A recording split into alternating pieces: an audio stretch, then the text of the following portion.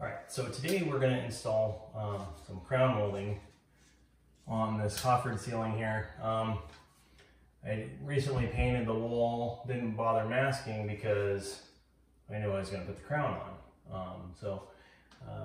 There's lots of different styles. It's all up to personal preference, but you also want to make sure that you don't go too big or too small.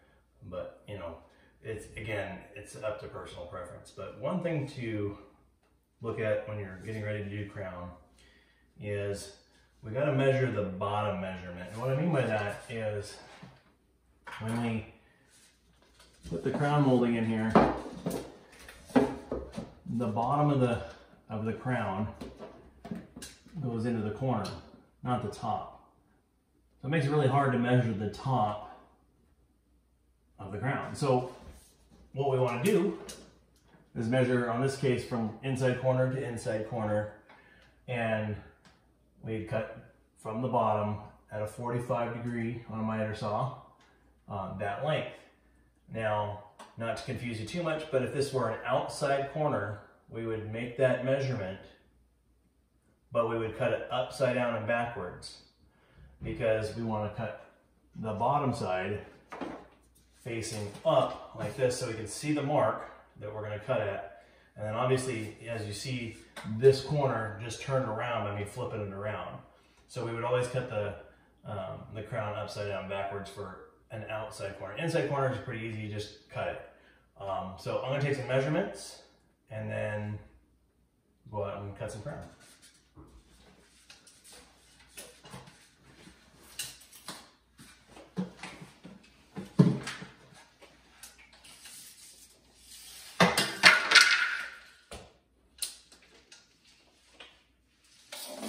One thing I should mention here is that when we are measuring for the crown, you want to measure about where it's going to sit on the wall, not up at the corner, not at the bottom where the base is. You want to get up here and actually measure, because your walls aren't always plumb, meaning straight up and down, and sometimes they're a little wavy or whatever, and builders don't always get us perfectly right.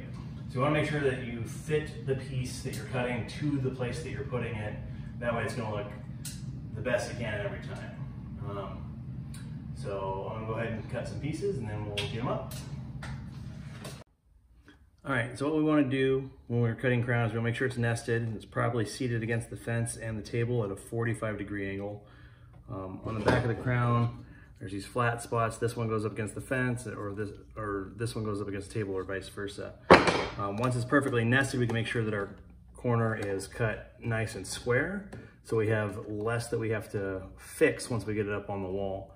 We want it to be as square as possible because the crown is kind of a focal point for your wall. We just don't want it to look messed up at all. All right, so let's get this cut.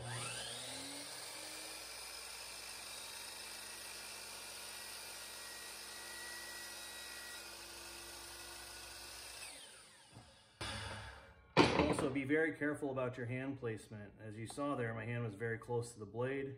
We want to make sure that it's not going to get hit. This yellow here is really where you want to keep your hands out of, and then you're in a safe area. All right, so now I'm going to measure for my next cut. Upside down and backwards, so I got to move the saw the other direction.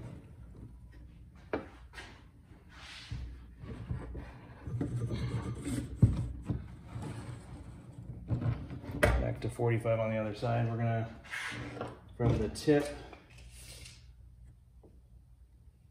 here, where I cut, we're gonna measure down here, 92 7/8.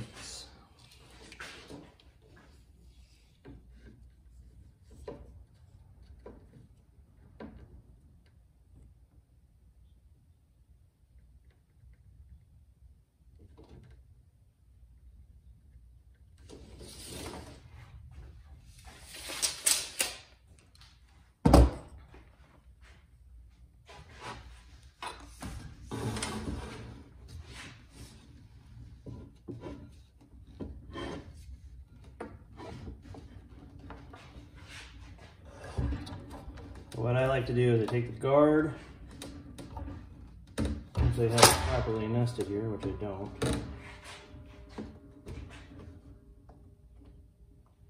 All right, so take the guard up. I'm not going to start this on. I'm just going to move that mark to where the blade is going to hit it.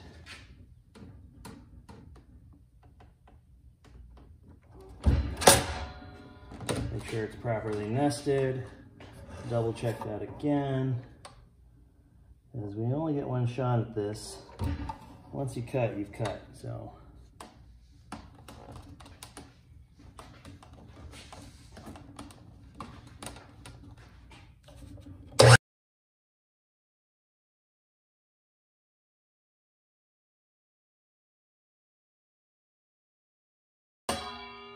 I do have a little bit here that I still need to cut off. It's not by much. We're going to go ahead and just scoot it over that a little bit and slice the end that's not quite to where it needs to be, and then we'll be done with this piece.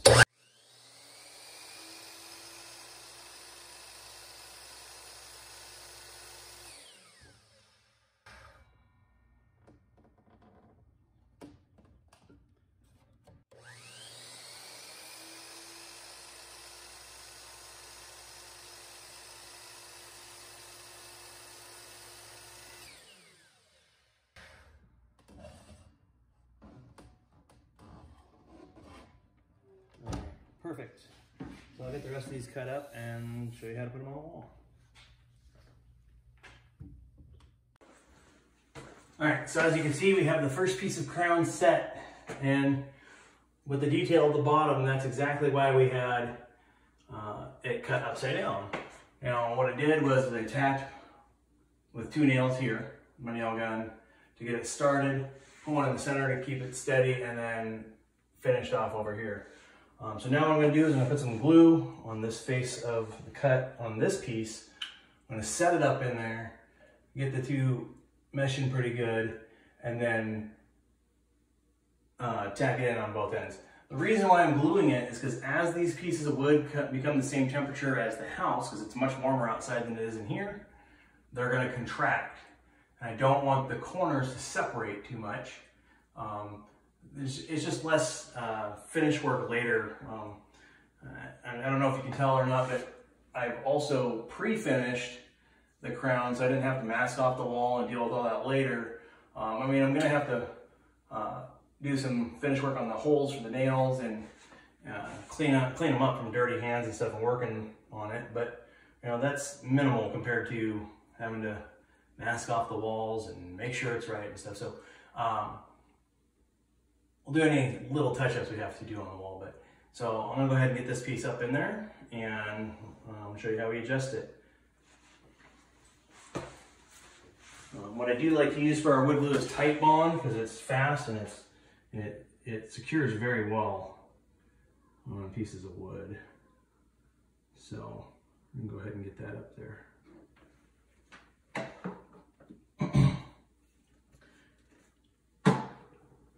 All right, so I need to lift this piece of crown up into place, and I need to do that, tack it in with this nail gun here, and then we'll just make sure my glue bottle's shut, because the last thing I need is glue everywhere. Yep. And set this up here. All right, so let's go ahead and set this up in there. And I'll grab it with my nail gun.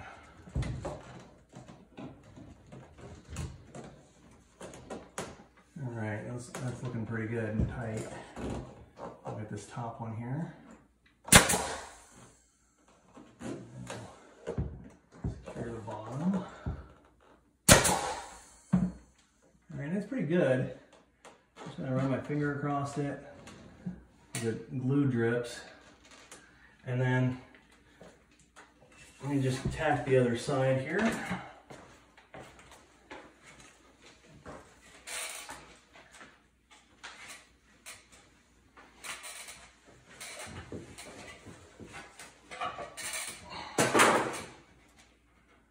Before we make any final adjustments on that corner.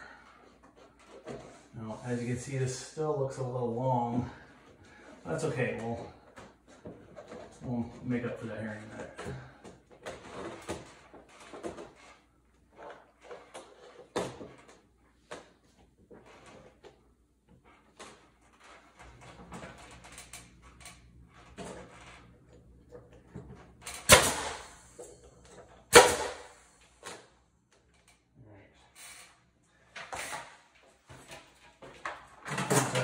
A trick that I learned a long time ago is with a pry bar or a spatula, you can put it behind the trim and just kind of pull it out a little bit to get it to adjust. Once it's where you want it to be, then you just hard set it. All right. Well, yeah, as you can see, like just after messing with that a little bit, it just pushed right into place. The bow's out of it, and it's good. All right, so I'll get a couple more of these put up, and then we'll come back before we're done. All right, so we're doing the same thing with this one. Once we have it settled out where we want it in the corner, we're going to go ahead and tack it into place.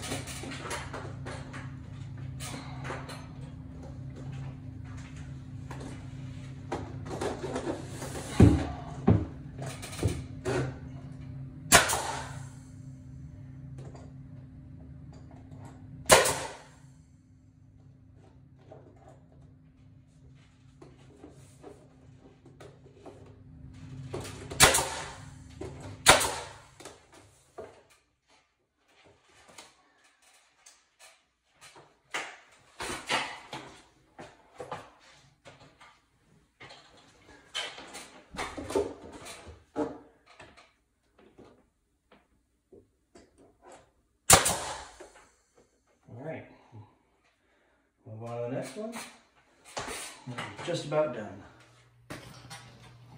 Alright, so the way I like to do this is I like to take the tip at a 45-ish degree angle. You're just going to set it in there. And what you're going to do is push the cocking as you squeeze the trigger. Now, the reason I do it that way is that as you're going along, it's sealing for you. You don't have to worry too much about going back and with your finger like so and getting it. There's only a little bit there. So once you've gone across the whole thing, you want to just take your wet rag and just get any extra caulking off that is on your wall. Now, there shouldn't be a ton, but we just want to make sure that we're not having to repaint too much, and we just want to make sure that there's enough caulking there to seal it to the wall, and that's it. Not a big deal at all. So we'll go through. Get all these, get another one here. All right, so again, that 45-degree angle, we're just gonna let the caulking gun do most of the work for us here. Same thing applies, make sure to get the tip off of there, or wipe the tip off every once in a while because it does like to goober up a little bit with this, but again, here I am using the tip of the gun to flatten it out, doing more pushing than pulling. As you can see, it just fills the gap. In this case, it doesn't look like I'm really going to have to go back and do anything, so that's always a plus. I just want to kind of, again, more pushing than pulling.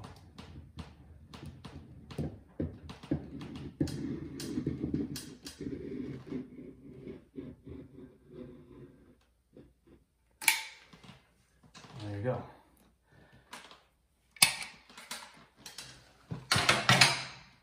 So only thing we're gonna have left to do after getting these, I'm gonna scrape this one because there's a little extra goo on it, electric caulking. Get that down like so. Wasn't a lot, but you know, it helps. So what we're gonna do next is finish caulking this all the way around, and then I'll go back and fill in the nail holes. You can use the painter's caulking, or you can use some sort of spackle or nail filler that you can get at Home Depot or any other hardware store out there. So